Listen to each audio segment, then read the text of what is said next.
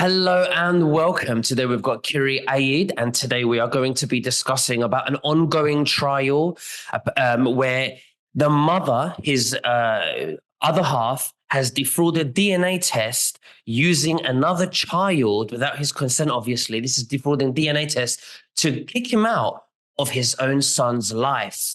Now, just before we begin, you can subscribe to my Instagram channel at nicholas.veniamin, where you can follow all my daily newsreels. Kyri, thank you so much for joining me. How are you? And first of all, what have you been up to? Thank you for having me. I'll be honest with you. The last 2 years have been a bit of a struggle. So sort of battling, as you said, it's currently and it's still in the sort of court's hands at the moment, which we'll go into. But after sort of 2.5 years of battling through, I think, look, it's about time that the truth about the system, about this specific sort of case, was brought to the front, really. No, absolutely. Now, we're very fully aware in this Western civilization that the woman is always favorable by the courts. You know, unfortunately, she has, more power when it comes to, and sometimes rightly, they have more power, when it comes to this side of things. But then there are cases where the man is completely innocent and the woman is defrauding the system. And, the man's being tortured and suffering for no reason because of his innocence.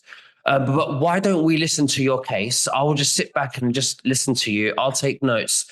And then just tell us from the beginning what happened first of all. Yeah, as you said, Nicholas, the mothers seem to be getting the more beneficial end with the court systems, and questions are always asked. Look, is it rightly or wrongly side? And look, what has her father's done? And is it right that they're being put through that? I mean, obviously, I can't disclose all the documentation, but we can see here there are 3 years worth of files of false allegations, and the truth is cemented in here. But just to give you a breakdown of actually how this sort of story evolved, I moved in with my ex-partner, and I do apologise that due to sort of legal and privacy the things that are protected in the court hearings, I can't mention names, but moved in with my ex-partner just before lockdown in 2020. My son was born the following year in January, and we were both over the moon. We were living together on top of the world, both of our first child, and we were just absolutely elated. She obviously stayed off, and more than happy that obviously that she was looking after my son whilst I was at work. But the relationship slowly changed, where she resented my relationship as I was coming home from work at sort of 7:30 each evening, and I was putting my son to bed, bathing him, putting him to bed, and a lot of the attention went towards my son. And I think she started resenting that relationship, which I understand, because it's both of our first sort of children, really. But that slowly, as I said, look, it slowly changed the relationship. The dynamic changed. Arguments were more frequent, and after several months, we mutually agreed that I would sort of take a couple of weeks out. I'd move back in with my parents just to sort of cool things off, and to try and revive the relationship. And also, neither of us wanted to argue. There were a lot of arguments. We didn't want to argue in front of our son.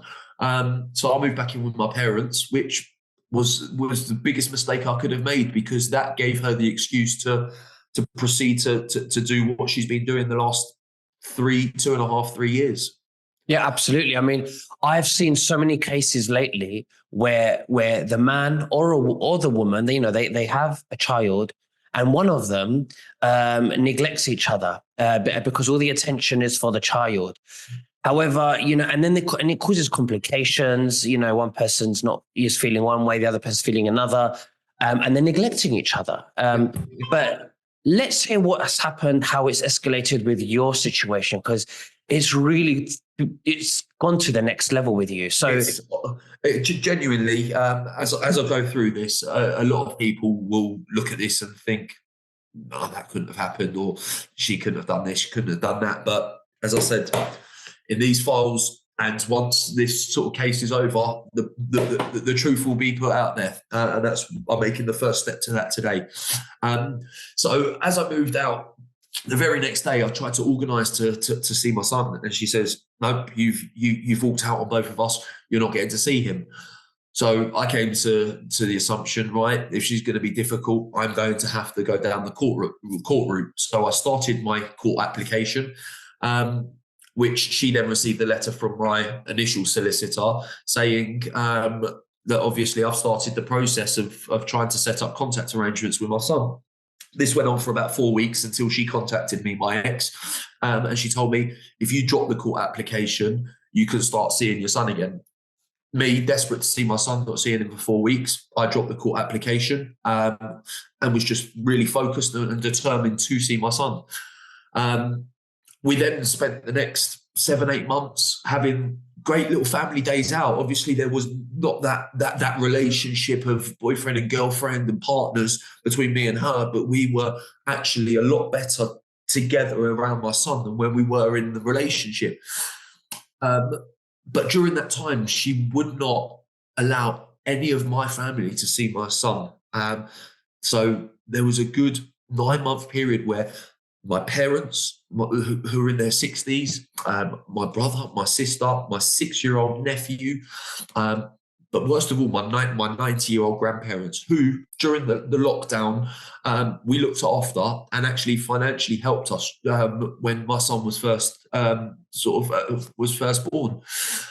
So sort of after that 8 months of spending sort of the time on family days out together, I sort of turned around to my ex and I asked, "Look, please, I'm begging, I'm running out of excuses. Can we please take my son, or even if I don't need to be there, she can take my son round to my grandparents who live a couple of streets away." And this is where it all started. Her response, word for word, "They will just have to die without seeing him again." it's absolutely a disgrace. And was she not close to your parents? I mean, that's something that's really, really heartbreaking. Yeah. I mean, it's like the soon as she received that first court application letter from me, was she abandoned my son having a relationship with me and any of my family. And to this day, we're talking 2 years now on from that moment, none of my family have seen him since. And unfortunately, my grandfather passed away last year without seeing my son again, which is really heartbreaking. But it was that very moment that I knew I can't continue just seeing my son on these family days out, because she is going to control and determine what kind of relationship I have with him for the rest of our lives. So I had to start that court application again. I mean, I'm very sorry to hear that. You must be suffering very bad. But doesn't she think that this is my child's grandfather and grandparents? Wouldn't I want, as a mother, as a good mother, irrespective of the circumstances of the other side, despite that they helped financially as well, and they were only around the corner during the pandemic where everybody was restricted where they could go, didn't she think, well, as a good mother, I want my son to have a good relationship with my dad, with his dad, and with his grandparents. My mom and dad had problems growing up, very, very bad problems. And my mom always said to me, at the end of the day, he's your father and you should respect him. Everyone you speak to, and as you said, regardless what problems parents have got going on, the other parent will always encourage a relationship with the other parent, regardless what's happened. Not in this lady's case. It was totally the opposite. I mean, one thing that highlights that is when I first moved out, and she wouldn't let me see him for the first 4 weeks. During that stage, she had my son christened without my knowledge, without my family there. She thought that him having a relationship, she would send a couple of photos whilst my family weren't seeing my son, and then that would be sufficient. It was, unfortunately, I'm dealing with a very self-centered person who doesn't have my son's interests or best interests at heart. As we will see, I haven't even demonstrated that yet. Absolutely. Now, some people watching this now are thinking there's always two sides to a story. Absolutely. And they're thinking, well, what could you have done to make her this evil? And what's your answer to that? Absolutely. And in all honesty, up to that point in the relationship where we decided to sort of take that time out, I will be totally honest. I was not the perfect boyfriend. I was not the perfect partner. Nor was she the perfect girlfriend. As I said, we argued quite a lot. And we did find ourselves raising our voices quite a lot in front of our son. And looking back at it now, I can understand, and I think you first mentioned it, that I wouldn't like to use the word neglect, but that sole focus of mine was on my son, and I kind of did lose sight of my relationship with her. But apart from if the worst thing that I was going to have done was to be a good dad and a fully focused dad, then I'm guilty of that 100%. In regards to any other sort of accusations that she's made, the accusations weren't even in place from her end until 18 months into the court case. So the fabrication of any accusations of what type of person that I will go on to that she's been making weren't even there at the start of the breakup. I've never raised a hand to her or any other woman. Yes, raised my voice, as I've said. And in arguments, unfortunately, look, things do escalate, but they escalated sort of verbally between the pair of us. So if that's what she's going to use to have ultimately put me in this position, then that I'm guilty of that, because that's all that happened.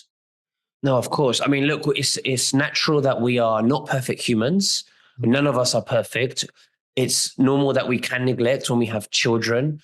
We want to do the right thing for our children, absolutely. But to say, I hope your granddad dies after they've helped, it is terrible. It's evil. You don't need to say, name calling or wish people bad, especially when they're not, they're not in the relationship with your granddad. Your granddad is an outsider. He's a member of your family who loves all of you. Especially your grandson, your son, who it's his grandson. So where do we go from here? What happened after this point? And because we're slowly going to get into the court system, because obviously you feel that you've been let down by the court system. Massively mistreated. And I want to let the viewers know, although we can't share personal information and show photographs because it's an ongoing trial, and we want to respect that for Kyri, I want to let the viewers know that I have seen the information, and it's been verified, and it's absolutely a terrible situation. And I would be disappointed, very much so, if I was in your circumstances. And you're also being financially abused massively. So why don't you tell us after this point, from your granddad passing away, my condolences, and tell us what happened then. So the soon as that comment was made, and I knew that there was only one way that I was going to have a relationship with my son, I started the court application. We're talking back in October, September, October, a couple of years ago. And it took 6 months to be acknowledged by the courts. So this is the first insight to show their grave failings. If the courts think that it's acceptable for a little child at this stage, 18 months old, to live without either parent, for that prolonged period for no just reason before they can even listen to whatever case, that's just totally unacceptable. But not only that, that another 4 weeks after I started this second application, and she totally stopped me seeing my son. We only live about 5 minutes away from each other. I bumped into her and my son in a local supermarket, and I saw them in the aisle, and my son was sitting in the trolley, and I went up to him and gave him a kiss on the cheek. And I said, "Daddy loves you." And I walked away. I then went back to work 3 hours later. She sent the police to my office to arrest me for harassment. That itself, they were quick enough, the legal system was quick enough to arrest me for stalking in a local supermarket, which after their investigation shows that I was there first of all. So there was no possible way that it was stalking. But they were quick enough to come and arrest me, which shows another failing in the legal system. But not only that, that gave her an excuse to start the accusations and her own applications, which got heard. And it's because of the safety and the well-being of a mother. The police officers, once they investigated, they found the case laughable. All the documentation's here that there were no findings. It was just a father trying to see his child, and it was a coincidental meeting in the supermarket.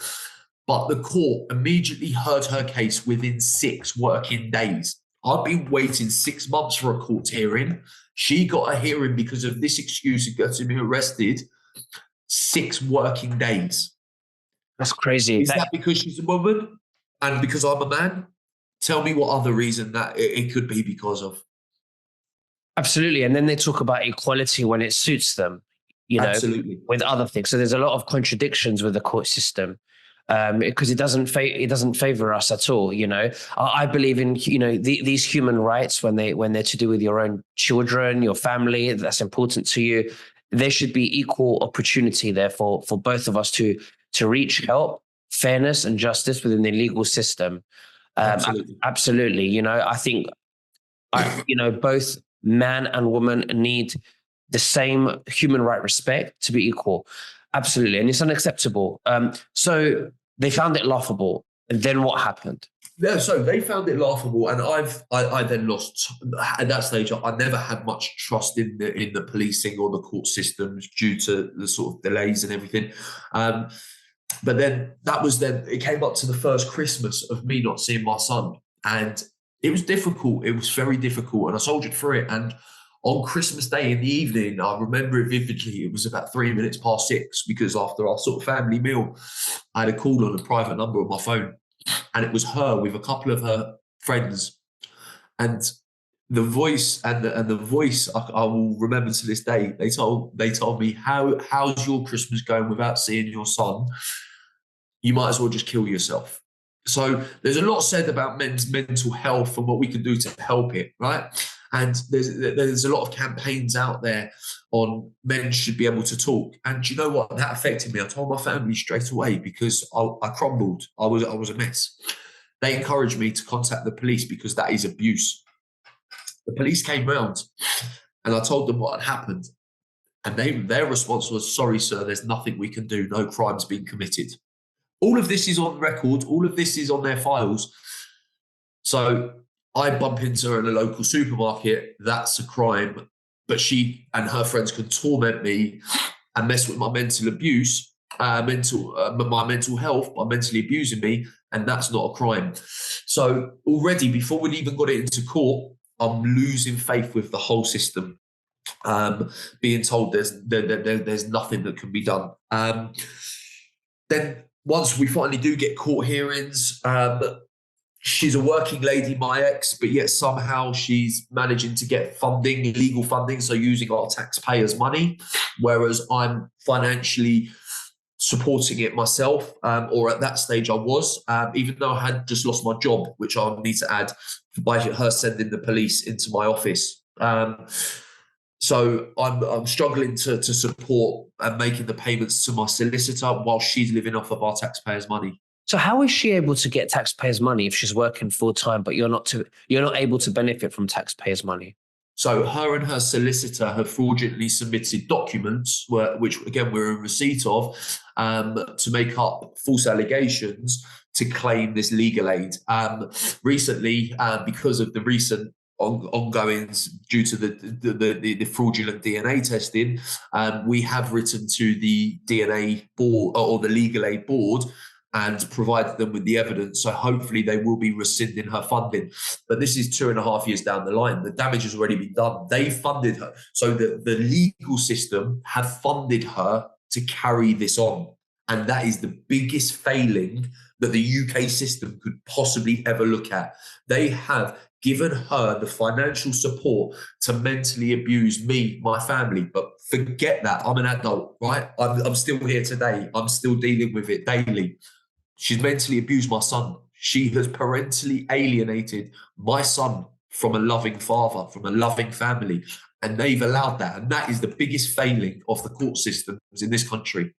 No, absolutely. Okay. So moving on, where do we go after this? After this, we then finally get what I classify as a proper court hearing, where we're not sat in front of magistrates who can't make a decision. It was a higher up court, and once they reviewed the documents, they said, "This is ridiculous. You need to have contact with your son straight away." They saw through her lies. But she then delayed that contact happening. Eventually, she could only delay it so long. So I started having contact in a centre initially, because the judge was worried about me not seeing my son for so long. So contact started in centres, and she tried to disrupt it as much as possible by saying she couldn't get out of work, or that my son wasn't well, or that he wasn't up for it, or that he wasn't eating properly, therefore he's not coming to contact. It was just any excuse for there to be no momentum. But then towards the end of last year, momentum had started building up. We were spending the whole sessions together. Our son was sat there in contact playing with me, telling me how much he misses and loves his daddy, which is why I'm still fighting, which I will fight through the systems. I will fight through any allegations. I will fight through whatever laws I need to fight to get this system corrected and for justice to be done. And we got to that point where I was sitting with my son and playing with him, and absolutely on cloud nine. We'd got to that point after all this hell. For the very next day, I got sent an email from her solicitor to say, "You're not your son's dad. She's done a DNA test with someone else, and you're not the father. Here are the test results." This, again, coincidentally, was 10 days before last Christmas. So she's got a habit of disrupting and doing it deliberately at timings that will mentally abuse me, mentally affect me. And to say that ruined my Christmas is an understatement. It ruined me up to a point of probably 2 weeks ago. And I'll tell you why 2 weeks ago, because I know what this woman has been like. I looked at those results. I thought back, my son, I moved in with her and we were in lockdown. So how could he not be mine? Like we only, supermarkets were the only things that were open. So how could he not be mine? So I requested my own DNA test, which, because of Christmas, these centres were closed. So it was booked for early January. Finally, I was going to get some closure, but she cancelled it. So again, I had to pay about £10,000 to £12,000 or so in solicitors' fees for them to urgently get a court hearing, which they managed to do. So the courts managed to get a hearing within 4 weeks, and they ordered a DNA test. The DNA test was done at her solicitor's office, which was requested, which her solicitor was the one observing, making sure it's the right people being tested. I went for my sample. She then brought my son after I'd left and had his sample taken. 10 days later, I got sent the results. And the report said, and the email clearly said, and it's burned into my memory, it says, "Unfortunately, after analysing the DNA strands in the results, you're not your son's father." So I clicked onto the report, and this is where beggars belief. I could not believe my eyes. Do you know what? After reading that sentence, "You're not your son's father," I had the biggest smile on my face after I opened the report, because she had, there were photos of the parties that were tested. So it was my photo there, and then my son, or what was meant to be my son's photo. She had used a different child which I know that you have seen the documents in regards to that. She used a different child. So clearly I'm not going to have the same DNA. And that's what brought a smile to my face, because that then gave me that reassurance.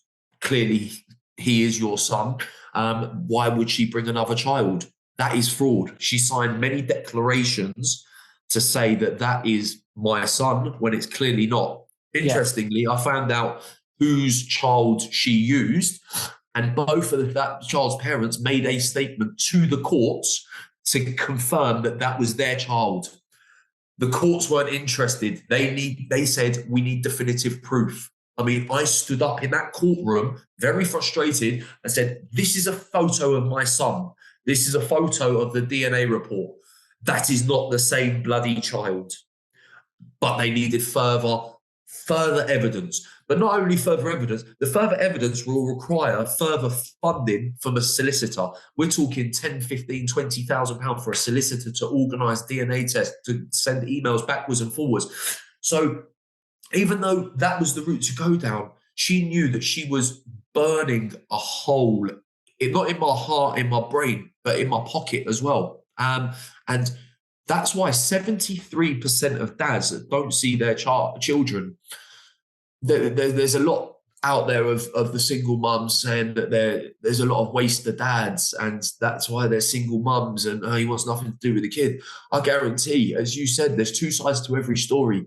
And if people looked at the true reasons why these 73% of people that don't see these dads that don't see their kids, if they investigate it properly, it comes down to fighting to a point where they're financially crippled and they can't fight anymore. And that's what allows women like this. And when I use the word women, the majority would not do this. As you said, parents have arguments. Mums would always encourage to have a relationship with that.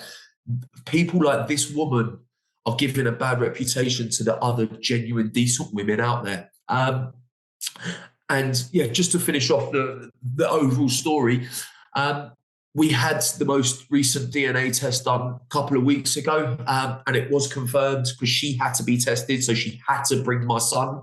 It was confirmed that he's my son, which she's now disputing. I mean, it's just, she's disputing it because she knows that's one, delays, and it's now going to be another 20 weeks, another further 20 weeks without my son seeing his father, and without me seeing my son, without any of my family seeing my son. It's another 20 weeks. But not only that, it's another £10,000 that I'm going to have to pay to get it back into another court hearing while she is living off the taxpayers' money by committing fraud. That's absolutely terrible. That's how much, she loves her son, to use another child to lie. And the parents of this other child have no knowledge about this. Because I know I've seen pictures. I know who they are. We won't obviously mention anything like this on the show because we want to respect the trial. We don't want to jinx anything. But I have looked at it. I've looked at all the videos of your own son playing with him as well. You've got tons of videos, and I've seen his passport and the child that the solicitors or the lawyers that sent you the report saying you're not the son because this is the DNA, and they sent you a picture of that of the other little boy who was not your son sitting on her lap. And I think you demanded to be there and as well at the DNA test, and they said no, she would prefer you not be there. Is that correct? Absolutely, yeah. She's tried playing the victim the whole way through, this sweet, innocent woman. But yet, as soon as I found out about the other child by looking at the report, she called me because obviously she got sent those results as well. She called me for the first time that I've heard her voice in 2 years, wanting to meet up to explain. That's not a scared, innocent person. That's not a person that's made several accusations to delay the court case to make out she's afraid of me. You don't call someone that you're afraid of and ask him to meet one-on-one. She knew that she had royally messed up and that her fraud had been caught. But yeah, you're right. I requested to be there. The courts rejected it. She put her resistance, but they rejected it. They said saw no reason for me to be there because nobody is likely to defraud a DNA test. Unfortunately, they didn't know who they're dealing with. Absolutely, no, of course. And now, I don't wish this on her too. I mean, we don't know this kind of fraud might even now that there's proof of her committing fraud, she might cause herself to go to prison. And I don't wish this on her because of your son. He needs a mother and a father. So what do you think the outcome would be now that you've got this evidence and what's going on right now, what's being said right now? Because I do understand that you've got more of a senior solicitor on board helping you. Yeah. So all that we've had from her and her solicitor, which looking back, because her solicitor was charged with the responsibility of being there for that DNA test, and he knows what my son looks like and didn't flag it up, he is complicit with her in this fraud. So not only am I fighting her, I'm fighting her solicitor, I'm fighting the police, I'm also fighting the court systems. And I say me, there are thousands of men out there fighting this system as well, which this same thing is happening to. But all we've had since is that she's contesting the results, and that the criminal prosecutions can be brought against her, but we've got no evidence. We beg to differ. The immediate thing that I panicked about when I saw these results was, right, she's going to run off with my child. She's now been caught out. She's gonna up and leave with my child. So I panicked and I drove to his nursery just to make sure that he was still at nursery. They confirmed he was still there. I then went to the police to obviously let them know of this fraud, because obviously it needs to be flagged up in the court case. And I said, look, I'm seriously concerned for his welfare. The police turned around to me and said, that's not their problem. The exact word, that's not their problem. And it doesn't meet the threshold for them to investigate it, which the police are just the police willing. It's your problem. It's irrespective of what the police says. It's your problem. Yeah. It's you're the father. It's relevant to you, irrespective.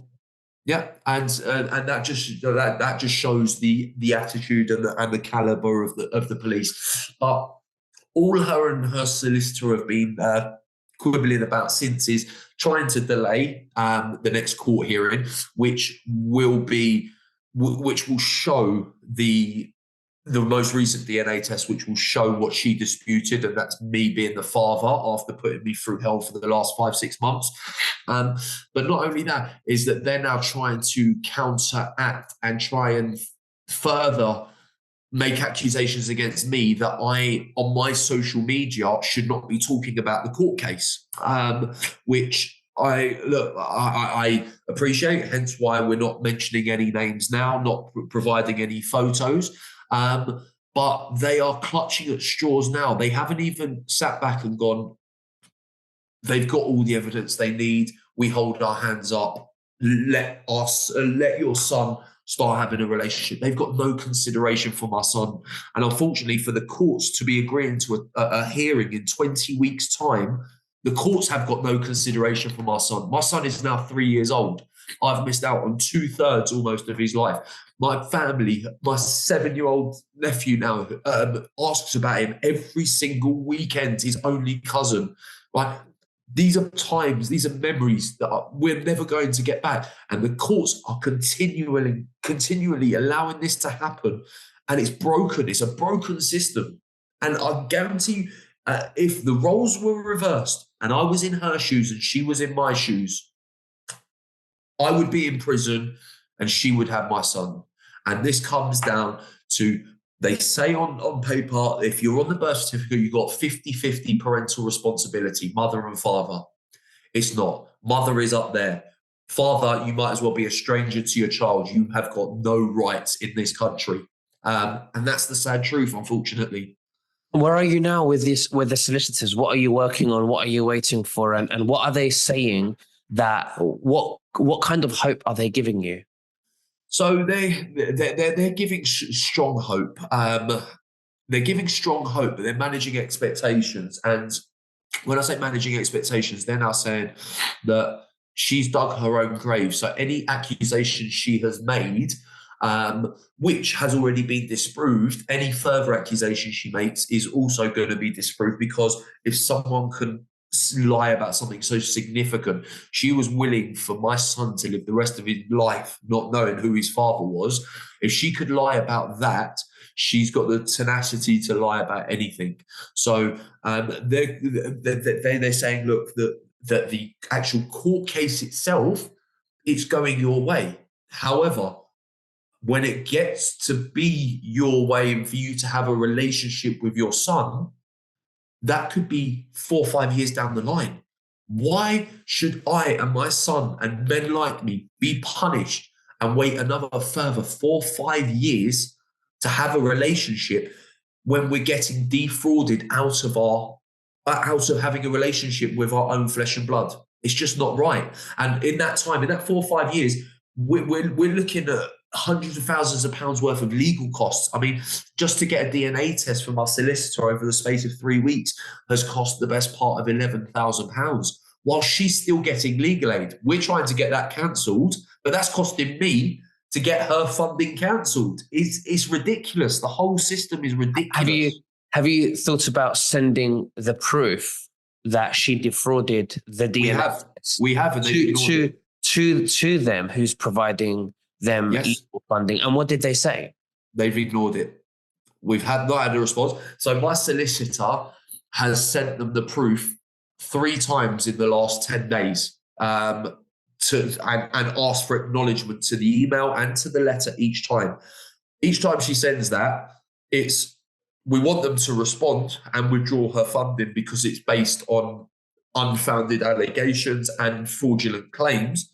But it's costing me to get her funding taken away. And it's just, the whole system is against against the father in situations like this. Don't get me wrong. There are, when people make accusations, they need to be investigated properly. Once they're investigated, immediate measures and resolutions need to be put in place. This can't be dragged on for another 4 or 5 years. It's terrible that they're saying 4 or 5 years, and probably that's the worst case scenario he's giving you as well, to cover himself, maybe.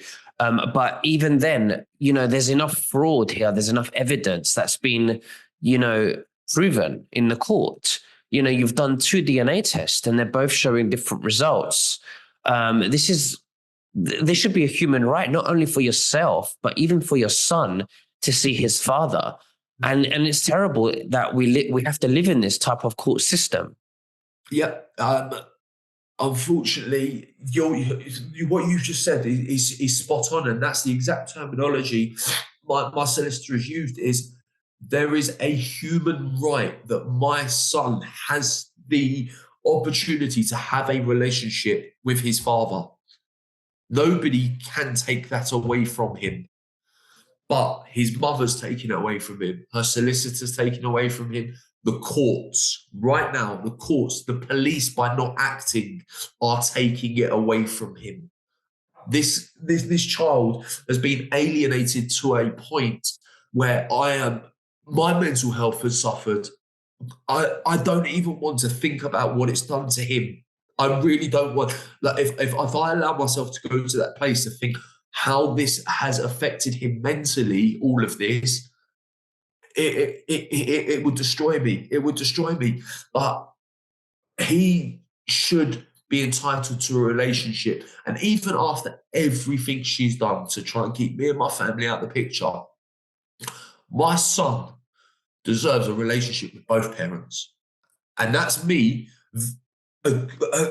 agreeing that regardless what my thoughts and my feelings towards her are, he needs both parents in his life.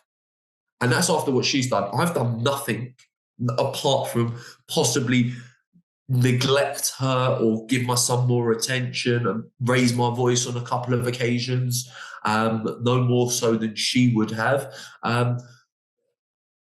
And she used that to try and get me out of his life, where I'm still sat here today maintaining that he needs her in his life, regardless of the mental abuse she's caused him.